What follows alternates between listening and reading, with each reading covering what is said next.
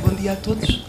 Eu queria também, meu nome é Ana Paula Amendoeira, sou Presidente do ICOMES Portugal, professor José Aguiar, Vice-Presidente do ICOMES Portugal. Estamos muito contentes porque o Sr.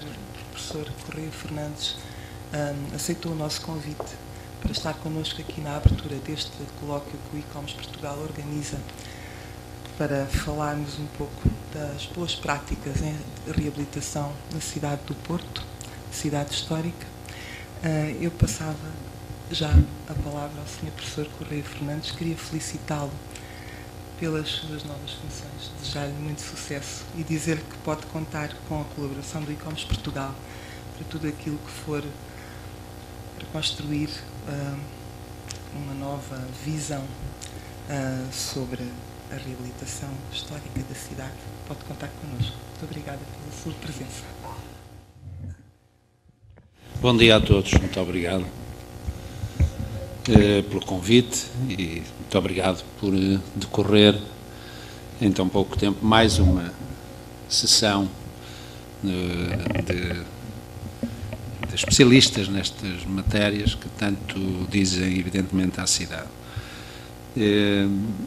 E não só à cidade do Porto. Eu estou aqui nesta circunstância de ter acabado de assumir uma responsabilidade que para um arquiteto é, penso que, demasiada. Não faço ideia se conseguirei cumprir a missão que me está confiada, e digo isto com toda a sinceridade, porque penso que, sendo importante que em determinados locais estejam arquitetos, não é menos verdade que um arquiteto sozinho não faz a primavera. E também um conjunto como somos nós, arquitetos, enfim, não me refiro apenas a arquitetos, que esta questão do património toca a muito mais gente, não farão nada se não debaterem entre si as boas práticas, se não estabelecerem ligações a todos os níveis. É uma questão a cidade é uma questão muito complexa. Todos sabemos isso, mas talvez pratiquemos muito pouco isto e encaramos muitas vezes estas circunstâncias como circunstâncias e não como o nosso trabalho continuado que decorre depois em vários sítios, nos nossos locais de trabalho, enfim, nas tertúlias de amigos, nas diferentes associações e organizações a que pertencemos ou a que circunstancialmente estamos ligados. Eu quero dizer-vos que o Porto é evidentemente a minha cidade. Eu, embora tenha nascido à beira-mar, sou um transmontano de Gema e vivo nesta cidade há mais de 50 anos e, portanto, adotei-a. Gosto muito dela, enfim, faço tudo por esta cidade, mas não é muito diferente do que é o resto do país. Eu penso que o que se passa no Porto tem hoje muita relevância e tem hoje muita relevância porque o Porto foi das cidades que mais cedo, talvez não com os mesmos resultados de outros locais, tomou consciência, já em 1974, quando pela primeira vez foi criado o Comissariado para a Renovação da Área Urbana, da Reabilitação Urbana da Ribeira Barredo, não sei bem se o nome é este, mas é sensivelmente este, e o seu primeiro responsável foi o arquiteto Jorge Gigante, de boa memória, que como intérprete daquilo que era uma questão estratégica para o país, já então entendida enquanto tal, foi o primeiro comissário, e muita gente não atribuirá importância a este facto, de um comissário não ser propriamente um funcionário, bem antes pelo contrário, da municipalidade na altura e, portanto, do governo local. O comissário despachava em todos os sentidos. Eu diria que o arquiteto Jorge Gigante, e só uma personalidade como ele, eu quero aqui render homenagem à memória desse grande portuense e arquiteto, que foi o arquiteto Jorge Gigante. Eu diria que andava, era o tempo em que se podia andar, e ele podia andar com toda a vontade, com um cheque no bolso, a resolver os problemas do centro histórico do Porto. Um comissário despachava diretamente com o governo, não passava nenhuma das suas decisões pelo governo local da cidade. E isto dá bem a noção da importância que as autoridades de então, o recém-empossado primeiro governo provisório, de que fez parte o arquiteto Nuno Portas, a quem está ligado evidentemente esta nomeação, esta criação do comissariado, bem como do programa SAL, que praticamente em simultâneo foi criado e teve o desenvolvimento que todos nós conhecemos hoje, a ponto de já termos visto ontem, numa tertúlia deste tipo, alguém vindo da Europa Central, no fundo, propor que para a Europa, e à semelhança do que aconteceu com o SAL em Portugal nessa época, é necessário um SAAI, um Serviço Ambulatório de Apoio Europeu, pegando exatamente no mote do Serviço Ambulatório de Apoio Local, que foi, como todos sabemos, o SAL. Bom, eu peço desculpa desta intervenção um pouco mais longa. A lista das intervenções de hoje é, eu diria, notável, porque toca praticamente todos os pontos que é importante tocar nesta questão da reabilitação urbana. Renovo apenas os agradecimentos ao ICOMOS de ter sobraçado, digamos, esta pasta de agitar as águas nesta área, enquanto responsável apenas indigitado neste momento para, enfim, o governo da cidade nesta área, terei com certeza muitas notas a tomar sobre isto. E aquilo que eu peço, se de facto conseguir resistir a este primeiro embate, é o auxílio, e eu digo, de todos. Nenhum de nós está dispensado de um contributo para isto, e termino aqui, que, bem ou mal, na legislação que suporta estas matérias, é considerada uma questão estratégica nacional. A reabilitação das cidades, e não apenas dos seus centros, a reabilitação das cidades é uma questão estratégica nacional. E se as palavras se vão desvalorizando no espaço público, na minha cabeça, pelo menos, e penso que na de todos que estamos nesta sala, isso não acontece. E quando utilizamos estas palavras pesadas, temos uma igual responsabilidade. Serei, portanto, um ouvinte atentíssimo. Muito obrigado mais uma vez a todos e ao ICOMOS este convite e bom trabalho. Muito obrigado.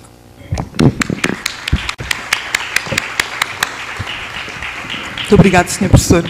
Muito obrigado pelas suas palavras e, mais uma vez, muito obrigado pela atenção que teve em estar aqui connosco, que é para nós muito, muito importante. Eu, antes de começar a minha intervenção, queria... para já congratular-me com a boa receptividade que teve esta proposta deste encontro do ICOMOS Portugal, mas queria deixar aqui alguns agradecimentos, principalmente à pessoa que teve a ideia e que propôs e que concebeu este colóquio, que é a doutora Maria Ramalho, secretária-geral do ICOMOS Portugal, a quem eu quero agradecer em meu nome pessoal e em nome do ICOMOS, o excelente trabalho que desenvolveu, e aos outros colegas do ICOMOS que trabalharam muito para este encontro, o Dr. Orlando Sousa, o arquiteto Bernardo Amaral, que também foi uma ajuda muito importante, ao nosso anfitrião do Cinema Passos Manuel, que nos acolheu de forma tão simpática. Queria deixar também aqui um agradecimento. A Maria Ramalho depois fará os agradecimentos de uma forma mais detalhada, mas como ela não se vai agradecer a ela própria, eu tinha que deixar aqui o agradecimento à pessoa que foi é a alma deste colóquio.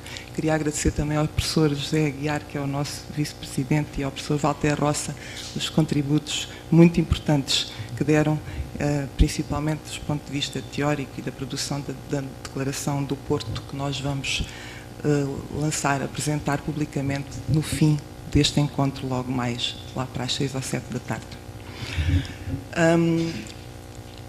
como vejo que há uma plateia jovem, que é bom, há com certeza, se calhar, algumas pessoas que não sabem ou que podem desconhecer o que é o e-commerce. Eu só queria dizer 2 ou 3 palavras sobre isso, só para alguém que possa estar menos familiarizado com esta organização, que não é assim tão mediática quanto isso. Nós somos um organismo de filiação internacional. O nosso acrónimo corresponde às iniciais em inglês de Conselho Internacional dos Monumentos e Sítios. Foi criado este organismo em 1965 como órgão consultivo da Unesco ao património cultural. E depois, logo uns anos depois, quando se adotou a Convenção do Património Mundial, Natural e Cultural pela Unesco, em 72, o ICOMOS foi reconhecido pela Unesco como órgão consultivo para o património mundial cultural. Portanto, a nossa missão principal, embora tenhamos outras, é a desde 65, portanto há quase 50 anos, de produzir teoria e doutrina sobre a disciplina e a prática da conservação, do restauro e da salvaguarda do património, nomeadamente aquela que se refere ao património mundial, mas hoje em dia praticamente todas as práticas e a doutrina internacional seguida é aquela que é adotada primeiro pela Unesco no âmbito do património mundial, e depois ela acaba por ser adotada praticamente por quase todos os Estados membros da ONU e da Unesco, mesmo aos sítios que não são património mundial. Portanto, a nossa função, nós somos apenas o Comitê Português, portanto estamos espalhados por 100 países, temos cerca de 10 mil membros profissionais da conservação, do restauro e da salvaguarda do património arquitetónico, cultural, paisagístico, enfim, temos um leque de comitês científicos especializados que abrangem praticamente todas as áreas desta disciplina vasta que é a conservação. E, portanto, para aqueles que pudessem estar menos familiarizados, assim, muito rapidamente, esta é a nossa missão principal. Sobre o património mundial, nós temos a obrigação de estar atentos de acordo com as nossas possibilidades, porque somos uma equipa relativamente pequena, somos voluntários, e, portanto, temos que fazer de acordo com aquilo que podemos. Mas a nossa missão é estar atentos ao estado de conservação dos bens, principalmente dos bens portugueses classificados pela Unesco na área do património cultural, que são neste momento 14 em todo o território nacional. Há apenas um bem natural, que é a Floresta Laurisilva da Madeira, e esse é o único bem do património mundial que não nos diz diretamente respeito, todos os outros dizem. Portanto, nós, na medida das nossas possibilidades, devemos estar muito atentos a tudo o que se passa em relação à conservação desse património, e devemos informar o Centro do Património Mundial do bom e do mau e do assim. Portanto, a nossa missão é fazer relatórios, pareceres, enfim, informações sustentadas do ponto de vista da nossa doutrina e da nossa teoria da conservação. Por isso, não se pode estranhar que defendamos os princípios e os fins da disciplina da conservação de património cultural em sentido lato, e da reabilitação urbana em particular. Mas quando falamos de reabilitação urbana, estamos mesmo a falar de reabilitação urbana. Quando falamos de conservação, estamos mesmo a falar de conservação. Isto é, de acordo com a doutrina internacional saída da Carta de Veneza, de 64, e sucessivamente atualizada pelo ICOMOS ao longo de quase 5 décadas de trabalho e pensamento crítico sobre as mais variadas questões desta complexa disciplina. É questionável, é certo, e questionado sem dúvida também desde logo internamente, mas tudo o que internacionalmente se considera hoje em matéria de conservação e reabilitação tem origem na produção doutrinária do ICOMOS, que é em cada momento adotada pela Unesco, que por mais críticas que possa merecer, e muitas vezes merece, é o único órgão de governança cultural internacional, e a Convenção do Património Mundial tem a módica quantia de mais de 180 Estados-membros que a ratificaram. Talvez para muitos nada disto tenha importância, mas o que é preocupante é que possa não ter importância para os que estão nos processos de decisão sobre o património, e no caso que hoje nos ocupa, sobre as cidades históricas, e ainda mais em particular sobre aquelas cidades históricas que também são consideradas património mundial e por isso sujeitas a maior escrutínio, a maior rigor, a a maior exemplaridade na governança e nas boas práticas utilizadas em cada momento na conservação, na reabilitação, na gestão da cidade. No momento atual, os documentos mais significativos orientadores nesta matéria são, para além da matricial Carta de Veneza de 64, que já referi, a Carta de Washington de 1987, os Princípios de Victoria Falls de 2003, o Guia de Gestão de Cidades Património Mundial de 2008 e os Princípios de La Valetta de 2011. Foi o último documento nesta matéria que foi aprovado pelo ICOMOS e adotado pela Unesco. Pelo meio, há documentos de trabalho também úteis e importantes, mas estes são os mais relevantes que devem orientar e balizar os princípios das intervenções em cidades históricas. Para além destes documentos doutrinários, existe a ética e até a moral da conservação e do restauro. O ICOMOS tem uma declaração de ética que todos os seus membros devem respeitar como condição sine qua non da sua aceitação como membro deste organismo de profissionais da conservação. Os membros do ICOMOS não podem, enquanto tal, nem defender publicamente intervenções que contrariam os princípios e os valores ratificados internacionalmente e atualizados sucessivamente ao longo das últimas décadas. Enquanto membros do ICOMOS não podem e não devem fazer isso. O Centro Histórico do Porto foi, como todos sabemos, inscrito na lista do Património Mundial por decisão do Comitê na sua 20ª reunião em Mérida, no México, em 1996, sob o critério 4.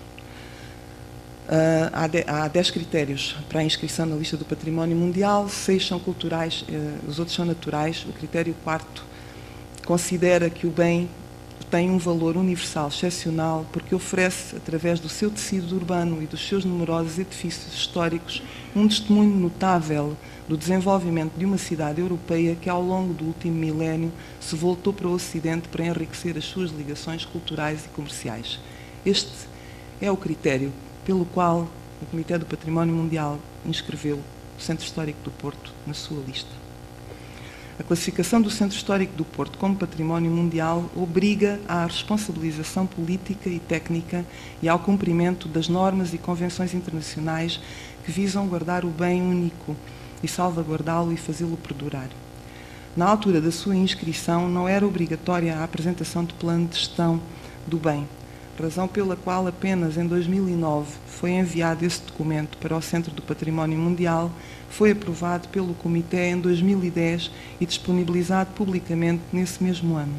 Apesar deste plano não conter normativa urbanística que esclareça as condicionantes de projeto e defina os critérios de intervenção no património edificado, ele propõe para a área do Quarteirão das Cardosas, que é no fundo aquilo que expultou a realização deste nosso colóquio, no âmbito da denominada Operação Clérigos, propõe o plano assegurar que o conjunto edificado seja reabilitado por forma a garantir o seu bom estado de conservação. O seu bom estado de conservação. A Operação Clérigos foi promovida pela Sociedade de Reabilitação Urbana de Ceru Porto Vivo.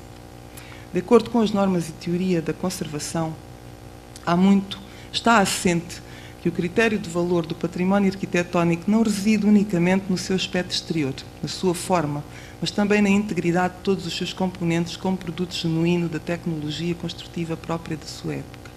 De forma particular, o esvaziar das estruturas internas para manter as fachadas não responde aos critérios de conservação.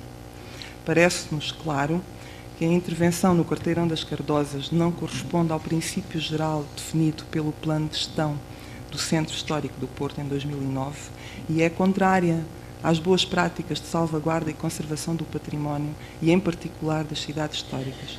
Parece-nos inequívoco que a Sociedade de Reabilitação Urbana considera nesta operação o património edificado pré-existente como um problema e não como uma virtude ou bem a preservar ou uma oportunidade.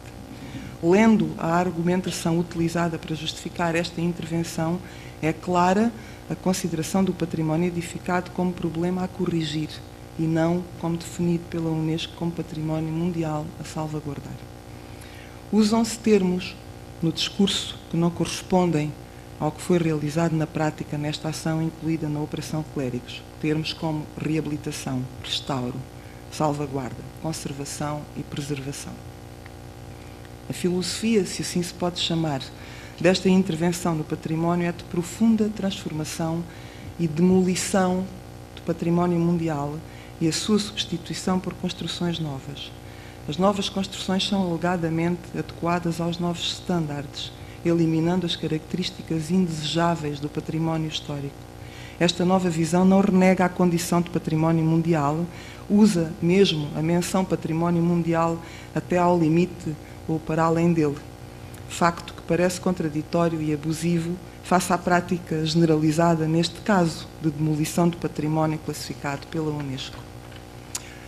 Esta operação é, pela sua dimensão, localização e significado, de capital importância e merece uma reflexão um pouco mais apurada, porquanto é irreversível e, se replicada, ampliará e generalizará um conjunto de transformações que poderão ser, do nosso ponto de vista, catastróficas para as áreas onde forem aplicadas. A dimensão da operação, errada do nosso ponto de vista, é possibilitada por um avultado investimento que nos parece também incompatível e desproporcionado no contexto atual nacional. As suas consequências são imprevisíveis, mas parece-nos previsível, pelo caráter deste tipo de operações, que, a ser generalizado, configurará um fator de exclusão social e de setorização a uma escala que se poderá tornar insuportável. A avaliação que fazemos das visitas realizadas ao local é a de que a transformação alterou radicalmente o sítio. Alterou-o no seu conjunto, nas suas partes e na relação que estabelece com a envolvente. A rapidez e escala da operação não permitem ainda avaliar o impacto que terá, designadamente ao nível dos usos e práticas cotidianas da cidade e dos novos utilizadores e das suas consequências para a dinâmica do lugar. Outra opção subjacente a esta operação de demolição e renovação urbana é a de usar o estritamente necessário das pré-existências que não prejudiquem o acolhimento dos elementos tidos como essenciais ao futuro da cidade, preconiza aos paradigmas de uma contemporaneidade que consideramos velha e em contraciclo e que são designadamente o automóvel e o lazer, que aqui se consubstanciam no parque de estacionamento subterrâneo, no hotel, na alteração do caráter privado dos logradores, convertendo-os em espaço público ou semipúblico impermeável.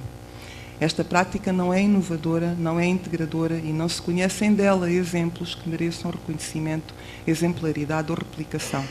De facto, ao circular por estes novos espaços, porque é exclusivamente de novos espaços que se trata, não há evidências de manutenção e preservação de factos urbanos que consideramos relevantes.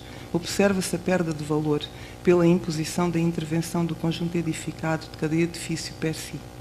Evidenciam-se as contradições construtivas e de uso, e não menos importante de escala. Troca-se no que respeita à arquitetura especificidade por banalidade. Demolir um quarteirão mantendo apenas alguns elementos designadamente fachadas é construir algo semelhante na forma e na função, fazendo desaparecer as marcas das épocas. Uma das condições da Unesco não é cumprir as regras internacionais de defesa do bem. É uma intervenção que segue um caminho em sentido oposto às boas práticas reconhecidas pelos organismos internacionais e talvez por isso não deu bom resultado, porque não valoriza a cidade, designadamente no que a distingue das demais, e, pelo contrário, significou uma erradicação localizada dos motivos que fazem o Porto merecer o estatuto de património mundial através do critério 4º que referimos acima. Mais uma vez, usam-se termos que não correspondem ao que foi realizado nesta ação, incluída na Operação Clérigos, como reabilitação, restauro, salvaguarda, conservação e preservação. Importa neste ponto referir que se poderia eventualmente aceitar que, em certos casos, dado o mau estado das estruturas, fossem efetuadas algumas demolições, mas estas teriam que ser casos excepcionais e altamente controlados, tal como indicam as normas e a legislação a que estão obrigadas as entidades responsáveis por património classificado como de interesse nacional e mundial e os compromissos assumidos perante a Unesco. São alegadas uma série de contradições sobre a razão do abandono, são alegadas uma série de considerações sobre a razão do abandono, deterioração e descaracterização do quarteirão para justificar as opções realizadas. Mas se excetuarmos o caso do Palácio das Cardosas, muito alterado no interior, a maioria dos edifícios preservavam o seu caráter original, sobretudo o desenho do século XIX, época que marcou toda esta zona da cidade. Analisando a evolução do quarteirão, pode verificar-se que as remodelações efetuadas neste período mantiveram, no essencial, a configuração anterior, introduzindo-lhe, sobretudo, um novo conceito, ao nível do tratamento das fachadas viradas à rua e, ao contrário do que é afirmado pelos promotores, apesar do abandono que se foi verificando, o crescimento do comércio não foi o principal responsável pela degradação ou alteração dos usos, mas, sobretudo, o problema dos arrendamentos antigos. Importa realçar ainda que, desde o início destes edifícios, foram concebidos, sobretudo a partir do século XIX, desde o início, estes edifícios foram concebidos para que o piso térreo se destinasse ao comércio, piso da loja, considerando-se por isso que o comércio é uma atividade que confere autenticidade ao Porto Histórico e os comerciantes e as lojas que aí existiam deveriam ter sido considerados como habitantes desse quarteirão, tal como os residentes. Uma das características mais marcantes da cidade do Porto é a existência, infelizmente em desaparecimento acelerado pelo impacto das grandes superfícies e alterações nas leis do arrendamento urbano, de um importante comércio tradicional, verificando-se inclusivamente a distribuição diferenciada de certos ofícios ou tipo de mercadorias em determinadas ruas, característica esta com origem no período medieval e que praticamente desapareceu na maior parte das cidades europeias, sendo por isso uma mais-valia importantíssima para a cidade do Porto. Neste ponto, gostaria de realçar o que nos diz a Carta de Washington no parágrafo 2. Os valores a preservar são o caráter histórico da cidade e o conjunto dos elementos materiais e espirituais que a sua imagem exprime, em particular a forma e o aspecto dos edifícios, exterior e interior, tal como definido pela sua estrutura, volume, estilo, escala. Os atentados contra estes valores comprometem a autenticidade da cidade histórica, edifícios comprometem a autenticidade da cidade histórica. E depois, no parágrafo 8 da Carta de Cracóvia, os edifícios que constituem as zonas históricas, podendo não se destacar pelo seu valor arquitetónico especial, devem ser salvaguardados como elementos de continuidade urbana, devido às suas características dimensionais, técnicas e espaciais. O tema é vasto e complexo e foi analisado e estudado ao detalhe pelo ICOMOS Portugal e não vamos naturalmente aqui discorrer sobre todos os aspectos, mas eu apenas gostaria de concluir que todos os poucos argumentos sobre as opções tomadas são ou de uma ligeireza rebatível apenas pelo bom senso comum ou de uma negligência total relativamente a toda a doutrina que referimos e a muitos outros documentos e publicações que informam o conhecimento sobre esta matéria. E, portanto, todos estes aspectos foram cuidadosa e escrupulosamente rebatidos pelo ICOMOS no exclusivo cumprimento da sua missão e da sua obrigação de órgão consultivo da Unesco para o Património Mundial Cultural, movido apenas pelo interesse na salvaguarda e conservação consequentes do património classificado. E não, ao contrário do que a Sociedade de Reabilitação Urbana divulgou à época na imprensa local e nacional, num processo político de desculpabilização com laivos de irresponsabilidade, não. A Unesco não autorizou as demolições, nem delas teve conhecimento até ao envio do relatório do ICOMOS Portugal sobre este assunto. A necessidade de realização deste colóquio nasce da gravidade desta intervenção e do que se prevê ou já está em curso para outras zonas da cidade histórica. Por isso, esta iniciativa de pedido de atenção para o que se vai continuar a fazer. O objetivo deste nosso encontro é absolutamente construtivo e cooperante dentro dos princípios e valores que devem ser observados. Existem alternativas a esta abordagem que consideramos absolutamente lesiva dos interesses públicos na salvaguarda da cidade. Existem boas práticas de reabilitação no Porto. Algumas vão ser aqui apresentadas, na pequena escala, diversificadas e não apenas da responsabilidade de um único promotor exclusivo que age sem a participação efetiva das pessoas e das instituições da cidade. É por isso que estamos aqui, quando ainda é tempo, para que não se insista no mesmo erro nas intervenções já em curso ou a começarem na zona da Sé. Apelamos para a capacidade de julgar. E agora, Sr. Professor, que se abre felizmente um novo ciclo, temos a esperança de que os processos possam ser alterados. Congratulamo-nos com a sua missão, que agora inicia, Estamos certos de que a sua grande experiência e conhecimento neste domínio beneficiará certamente a cidade e ajudará a que se possa sair destes tempos sombrios.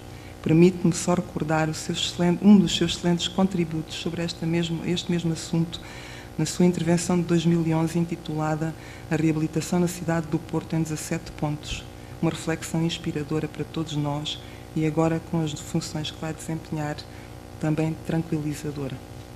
Em junho, uma intervenção solicitada pelo Centro de Estudos Sociais da Universidade de Coimbra ao ICOMES Portugal sobre o Centro Histórico do Porto e sobre o que se passou no Quarteirão das Cardosas, iniciámos tristemente assim. Centro Histórico do Porto, 2 pontos. O maior exemplo de destruição e demolição intencional em património classificado e protegido ao mais alto nível em Portugal.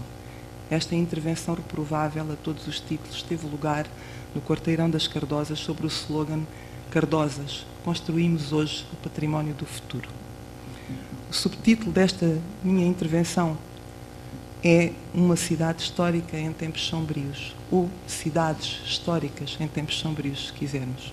E inspira-se na expressão de Hannah Arendt, a especialista em teoria política, que no fim dos anos 60 do século XX publicou um livro intitulado Homens em Tempos Sombrios, definindo ela tempos sombrios como aqueles em que apenas há injustiça, mas não revolta, e em que se perdeu a capacidade de pensar, quer dizer, de pensar criticamente, exercendo a capacidade de julgar, que quando não se exerce, dá lugar, então, à possibilidade da banalidade do mal, ou seja, ao mal integrado, sem essa dimensão monstruosa ou demoníaca. O mal na pujança da sua normalidade, que permite tudo, sem um julgamento, como se fosse banal. Assim estamos, portanto, de novo em tempos sombrios, mutatis mutandis. A incapacidade de pensar e de estabelecer juízo crítico ou julgamento é um atributo dos tempos sombrios que amesquinham o interesse público. Se, como diziam os filósofos da razão, e cito, a função do domínio público é iluminar os assuntos dos homens, proporcionando um espaço de aparências onde eles podem mostrar em palavras e atos, para o melhor e o pior, quem são e o que sabem fazer, então as trevas chegam quando esta luz é apagada pelas faltas de credibilidade e pelo governo invisível, pelo discurso que não revela aquilo que é, preferindo escondê-lo, pelas exortações morais ou outras que, a pretexto de defender velhas verdades, degradam toda a verdade, convertendo-a numa trivialidade sem sentido. Fim de citação. Nada disto é novo. Sartre, Heidegger e outros glosaram o tema da perversidade do discurso, da manipulação dos conceitos, das palavras, naquilo a que este último, Heidegger, chamou a tagarelice, em que se pode transformar o discurso no domínio público, como nós sabemos bem o que isso é. O que é talvez novo é que tudo isto se passa agora cada vez mais também no que diz respeito às cidades históricas, ao património cultural em geral e ao histórico e arquitetónico em particular. Assistimos a uma incapacidade de exercer o julgamento, o juízo crítico. Tudo pode ser reduzido ao discurso promocional imobiliário e tudo vale. Eis a banalidade do mal no domínio da conservação e da reabilitação das cidades históricas.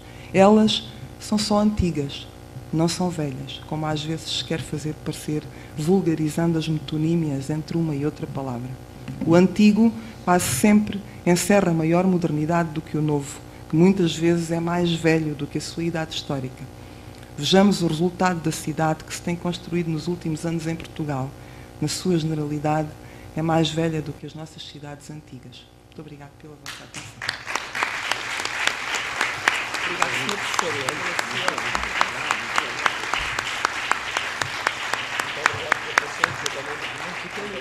Professor.